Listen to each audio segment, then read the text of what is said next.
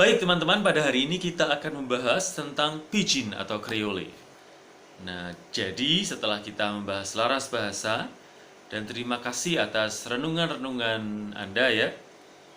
Hanya memang ada beberapa mahasiswa yang mungkin masih harus memaksimalkan potensinya ya. Jadi maksud dari laras bahasa itu misalnya bahasa lisan, seharusnya maksud dari pemberi pesan, dalam hal ini pemberi renungan kalian, itu diterima oleh pendengar, diterima oleh partner bahasa. Nah, beberapa dari kalian masih untuk intonasi, ekspresi, itu belum maksimal ya. Belum maksimal dalam arti ketika untuk menyampaikan pesan dalam bahasa Indonesia, terutama bahasa lisan, itu eye contact itu penting ya. Kemudian intonasi, volume itu juga penting. Misalnya mengatakan apakah atau misalnya selamat pagi teman-teman. Nah, selamat pagi teman-teman. Ini terbantu daripada selamat pagi teman-teman, saya ingin menyampaikan, maka itu kurang sampai pesannya. Semoga memahami ya. Jadi untuk menyampaikan suatu laras bahasa lisan, seluruh gestur tubuh itu adalah faktor penting dari bahasa. Tidak hanya subjeknya apa, predikatnya apa, objeknya apa, keterangan waktunya itu di mana ya. Itu bahasa tertulis penting. Tapi dalam bahasa lisan ekspresi tubuh ya. Kemudian intonasi, volume itu juga penting. Tune bahasa, nada bahasa itu juga penting. Oke, lain kali kita akan bahas lagi. Hari ini kita akan membahas tentang pidgin dan kreole. Ya, dari laras bahasa itu muncul pidgin dan kreole. Pidgin itu apa? Atau kreole itu apa? Itu adalah fungsi bahasa sebagai alat komunikasi di antara dua kelompok orang yang belum mempunyai bahasa umum ya. Jadi misalnya apa? Misalnya pendatang dari suku Jawa pertama kali berkumpul dengan pendatang dari suku Batak misalnya ya. Jika di antara mereka hanya menguasai bahasa daerahnya masing-masing dan sama-sama belum menguasai bahasa Indonesia, maka dalam komunikasi sehari-hari di antara kedua orang tersebut menggunakan bahasa campuran, bahasa Jawa dan bahasa Batak. Nah, bahasa campuran itu disebut pidgin. Jadi, saya kira kita sering ya, misalnya di sini ada orang Kalimantan ya, yang mungkin tinggal di Jawa, lalu dia memahami istilah-istilah Jawa, lalu ketika berkomunikasi dia menggunakan bahasa campuran antara Kalimantan dan Jawa. Nah, itu pidgin ya. Nah, bahasa pidgin berkembang ketika dua penutur asli kelompok bahasa yang berbeda mencoba untuk membuat sarana komunikasi. Kosakata ini terutama berasal dari salah satu bahasa dan tidak memiliki seperangkat aturan bahasa stabil, terutama pada tahap awal pengembangan. Jadi misalnya saja, saya dulu waktu kecil menciptakan bahasa bersama teman-teman sepergaulan, sama-sama Jawa juga sebenarnya. Tetapi supaya bahasa kami tidak diketahui oleh orang tua kami, maka kami menciptakan bahasa pidgin ya. Misalnya uwakone itu adalah kowe, kamu ya. Misalnya ungalunong itu adalah lungo ya. Jadi menciptakan sistem bahasa baru ya dari bahasa yang ada yang kemudian tidak sama dengan bahasa lamanya. Oke, next, pidgin merupakan penyederhanaan dari dua bahasa atau lebih. Bahasa pidgin tidak mempunyai penutur asli, maka seperti dulu yang kami buat, wa kuning ungalunong undangening, kowe lungo endi atau kamu pergi kemana. Nah, itu orang Jawa tidak tahu, tetapi kami menciptakannya dari bahasa Jawa, gitu ya. Nah, maka tidak punya native speaker, ya, struktur bahasanya bisa diubah. Ini di musik rap juga sering muncul ya, ada istilah-istilah baru. Oke. Pidgin terbentuk secara alamiah di suatu kontak sosial yang terjadi di antara sejumlah penutur yang masing-masing memiliki bahasa ibu.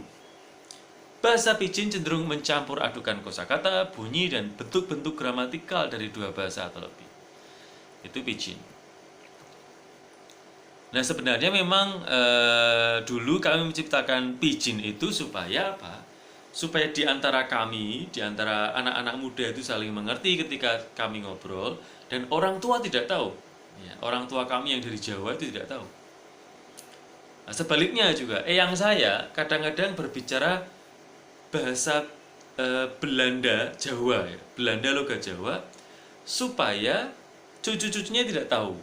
Ya, jadi kadang-kadang bahasa Pidgin itu disampaikan untuk menyampaikan maksud tertentu yang hanya dua partner tahu, yang lain tidak tahu. Oke. Ya fungsinya memudahkan untuk pesannya agar lebih mudah sampai ya. Nah, bahasa Pidgin ini juga terbentuk karena adanya penjajahan kan. Jadi misalnya pada bahasa Pidgin Karibia, pulau-pulau tropis di Karibia itu masyarakatnya direstrukturisasi, yaitu minoritas beberapa bangsa Eropa sebagai penguasa dan sejumlah besar orang-orang non-Eropa sebagai buruh. Para buruh itu, baik penduduk asli maupun budak, biasanya datang dari kelompok dengan bahasa yang berbeda dan perlu berkomunikasi, sehingga muncullah bahasa Pidgin, bahasa campur antara kelompok-kelompok tersebut kan. Oke. Nah, lain halnya dengan bahasa Creole. Creole adalah bahasa Pidgin yang struktur dan kosakatanya telah diperluas serta telah memiliki fungsi-fungsi yang diperlukan untuk menjadi bahasa umum. Oke. Bahasa Pidgin yang sudah cukup lama digunakan biasanya menjadi lebih kaya kosakata dan strukturnya menjadi lebih kompleks. Bahasa Pidgin yang demikian kemudian menjadi bahasa Creole. Jadi pada waktu dulu misalnya ya, kami menggunakan bahasa Sandi itu Pidgin. Tapi setelah lama-lama kami bertahun-tahun menggunakan bahasa itu agar bahasa kami tidak diketahui orang tua. Bahkan ketika dewasa pun kami bisa lebih matang menggunakan bahasa Creole itu. Ua koneng ungalunong undangening. Wah, Wasaneng, wah baik sekali, wah saya. Jadi kamu pergi kemana? Wah baik sekali, una enak sekali gitu. Jadi strukturnya bisa menjadi lebih kokoh gitu ya. Setelah tahun-tahun kami itu menggunakan bahasa Creole kami atau bahasa Pidgin kami, sehingga bisa menjadi Creole. Nah, bahasa Creole mengembangkan cara-cara untuk menandakan makna seperti bentuk waktu pada kata kerja, infeksi maupun afiks. Bahasa Creole juga sudah mempunyai penutur asli. Creole berkembang ketika bahasa Pidgin menjadi bahasa asli bagi masyarakat dan anak-anak mulai belajar sebagai bahasa pertama mereka. Contoh bahasa Creole, misalnya bahasa-bahasa yang berasal dari Eropa campuran. Nah, ada misalnya orang Afro-Amerikan ya, punya bahasa mereka. Apalagi orang Spanyol, Inggris itu punya bahasa juga ya. Hindian English juga ya. Today I want to give you something. Nah, itu misalnya. Jadi ada logat-logat yang menjadi baru, yang menjadi Creole. Pada intinya fungsi Creole ini adalah supaya pesannya itu sampai ya kepada partner bahasa. Karena misalnya ketika orang India memahami British English itu terlalu susah, maka mereka menciptakan bahasa baru yang dipahami dengan partnernya ya. British English susah, maka ketika orang Spanyol berbicara dengan orang Indonesia misalnya, itu punya dialog yang berbeda dengan orang Inggris asli. Nah, jadi Creole pada intinya adalah bahasa campuran, ya, yang lebih memudahkan orang untuk berkomunikasi.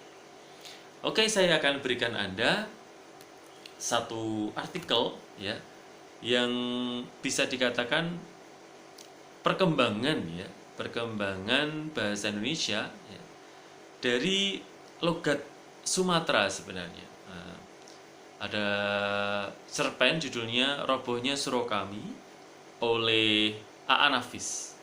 Oke, tugas kalian adalah silahkan coba untuk memahami ceritanya. Lalu berikan kepada saya melalui WA grup saja, ya. Apa cerita itu? Lalu siapa saja karakter di sana? Kemudian bagaimana ini alur ceritanya? 5W1H lah, ya. What, who, where, why, ya. Mengapa, misalnya alur ceritanya demikian, pesan apa yang mau disampaikan, gitu. Ya, jadi 5W1H dari Robohnya Surau Kami oleh A.A. Nafis menjadi tugas kalian, ya. Ya, cerpen ini adalah bisa dikatakan kreolenya, ya, ketika orang-orang Sumatera ini mau berbahasa Indonesia. Ada beberapa istilah-istilah yang mungkin asing bagi kita, seperti garin, surau. Surau itu masjid, teman-teman. Jadi silahkan Anda coba pahami dan kerjakan tugasnya secepatnya. Oke, selamat untuk belajar, ya. Berkah dalam. Shalom semuanya.